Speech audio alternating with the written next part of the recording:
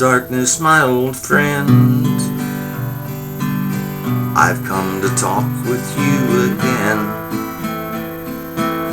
because a vision softly creeping left its seed while I was sleeping, and the vision that was planted in my brain still remains within the sounds of silence. In restless dreams I walk alone, narrow streets of cobblestone,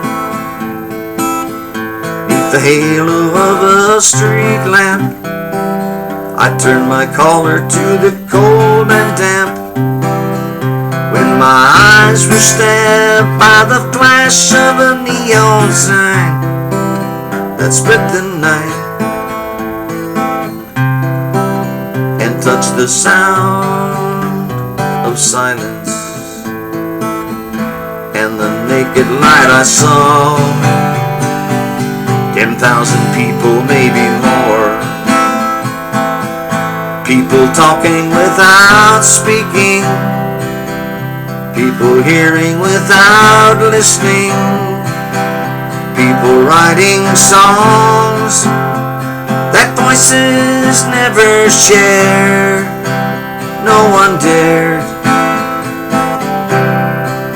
disturb the sound of silence. Fool, said I, you do not know. Silence like a cancer grows. Hear my words that I might teach you. Take my arms that I might reach you. But my words, like silent raindrops, fell and echoed in the wells of silence. And the people bowed and prayed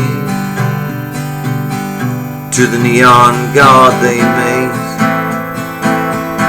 and the sign flashed out its warning in the words that it was forming. And the sign said the words of the prophets are written on the subway walls and tenement halls, and whispered in the sounds of silence, and whisper in the sounds of silence.